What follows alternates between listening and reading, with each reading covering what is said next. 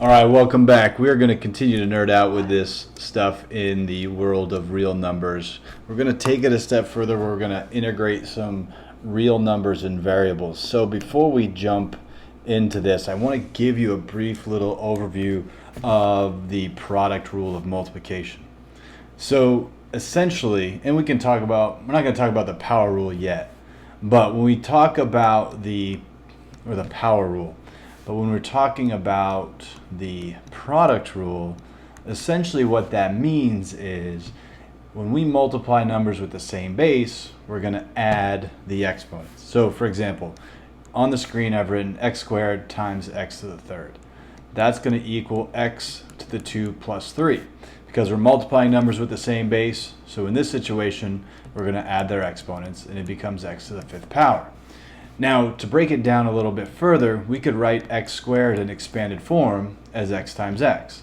And we could also write out x cubed in expanded form as x times x times x. And if we go and count these x's and rewrite it in exponential form, it's going to be x to the 5th power. So later on in this presentation, or in the slide deck, you're going to see that there's going to be one instance where we're multiplying variables with the same base. And in that case, we're going to add their powers or add their exponents. So essentially, an algebraic expression is a quantity that contains numbers and variables, and it has some different operations present. So here we have x plus y, 3a squared minus a, 3x plus 2y minus z. So these two right here are what we'd call binomials, binomial expressions, because they have two terms. And this one right here, the last one, would be a trinomial expression because it has 3 terms. But we're not going to dig too far into that because we'll address those in a future video. So here, 2 terms, 3 terms, much like what I said. And then a term is a number or a variable or a product of a number and variables. So this term right here is essentially is 3 times a squared. So it's a product of a coefficient 3 and a squared. Here we have 3 times x, 2 times y, and minus z. So terms can be created by the multiplication of a numerical coefficient and any number of variables. So here we have the distributive property. I love this property, and it's something that we're going to use often. Essentially what it says is if we have a outside the parentheses, that indicates that we're wanting to multiply everything in that set of parentheses by a. So oftentimes you'll see me draw a notation like this, which is my mental note that I'm going to multiply both of the terms inside the parentheses by that one factor a that's on the outside of the parentheses. And this is kind of abstract, written in this format, so the next slide will give you an example of what I'm talking about. So this reads 7 times a plus b. So since a and b don't contain the same variable part and they're not considered like terms, we can't combine them. So what we're going to do is we're going to distribute this 7 to both of these terms anyway. So 7 times a is written as 7a plus 7 times b is written as 7b. So if you're asked to multiply something like this binomial expression is exactly what you can expect as the final product. Similarly here, we have a negative factor. So what we're going to do is we're going to multiply each of these terms by -4. So we have -4 times 3a plus -4 times 2b. You'll notice it's a little bit different than what I wrote before because those variable coefficients were 1. So 7 times 1 is just 7, which allowed me to write 7a. Here it's a little bit different because after we distribute this 4, we actually have to multiply these coefficients. So -4 times 3 is -12, so that gives me -12a plus, and this could be -8b.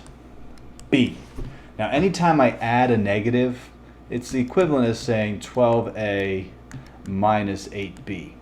So these two are written differently, but they're equivalent. So that's one thing to consider as you're doing this work. Now, one thing you're also going to want to remember is that anytime you have a negative outside of a parenthesis, that's the same thing as saying -1 times everything, every term inside this parenthesis. So we have -1 times A minus -1 times 2B. Now this is where it gets a little bit tricky. You know what, I might actually write this as -1 times A plus a -2B, because it's going to be a little bit easier to visualize as we do this distribution. So in a previous video I talked about how you could rewrite subtraction as the addition of the negative. This is one of those perfect examples where it's going to make your work a little bit easier.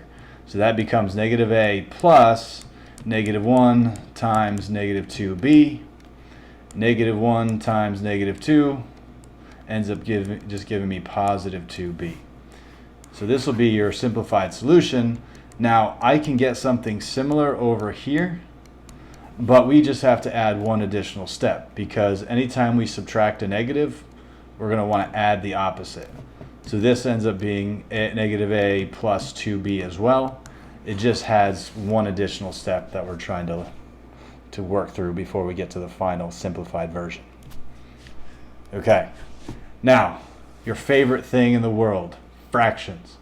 One thing I want to bring to your attention, anytime that you have a variable hanging out by itself, it's going to have an invisible 1 in front of it. So what we're going to do is we're going to take this 2/3 and we're going to multiply it by each of these coefficients. Okay, so I have 2/3 times 1 times x squared minus 2/3 times 6 times x plus 2/3 times 8. Now the way I'm writing this may be a little bit redundant and over the top, but I want to write it in this way so you can see how each of these steps work out. So one thing to remember is that anytime you're multiplying a fraction by a whole number, you may want to consider adding that invisible 1 underneath, so when you multiply the numerator by the numerator and the denominator by the denominator, you keep everything in order.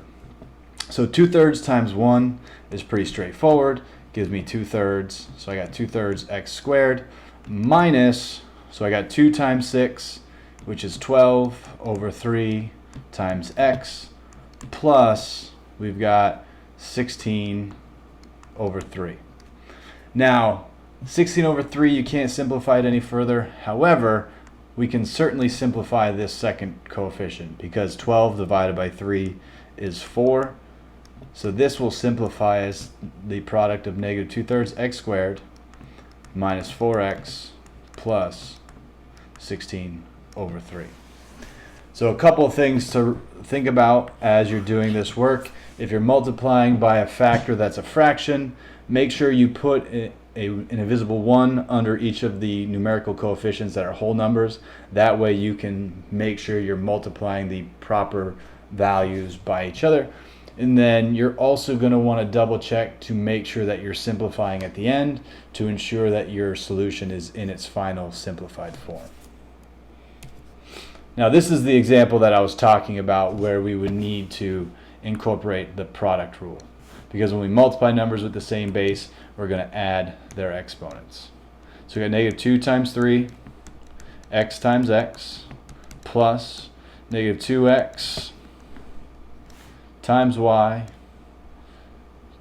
plus, I'm going to change this to -2 times -2x times -4, and then we're going to simplify this. It gives me -6 x to the second power, and I forgot my negative, so it's going to be plus -2xy plus 8x. And then we can simplify this one other time. We got 6x squared minus 2xy plus 8x. So let's go through and double check. -2 times 3 is -6. X times x is x squared. -2x times y is -2xy. And then -2x times -4 gives us positive 8x. So just be careful when you're doing this multiplication to account for all of your negative signs, and just to make sure that you are applying the product rule where appropriate, and just make sure that you're keeping track of all of your different variables to make sure that you don't lose any along the line in this process. All right, and then I think this is probably our last example. Here we got the -3 on the other side. The commutative property and associative property of multiplication says the order in which you multiply factors or grouping doesn't change the overall product. So what we can do is we can move that -3 out front and then just apply the distributive property. So we got -3 times 2x squared plus -3 times -3. That gives us -6x squared plus 9. Okay. Again, we want to rewrite our addition as negative, or the subtraction, so we got -3 times 2x squared plus a -3. Rewriting it like this will just come in handy when we're distributing negative factors, because it allows us to make sure that we are keeping track of the signage in front of each of the factors. All right, that's it for now. I know some of those examples I went through a little bit more quickly than what I anticipated.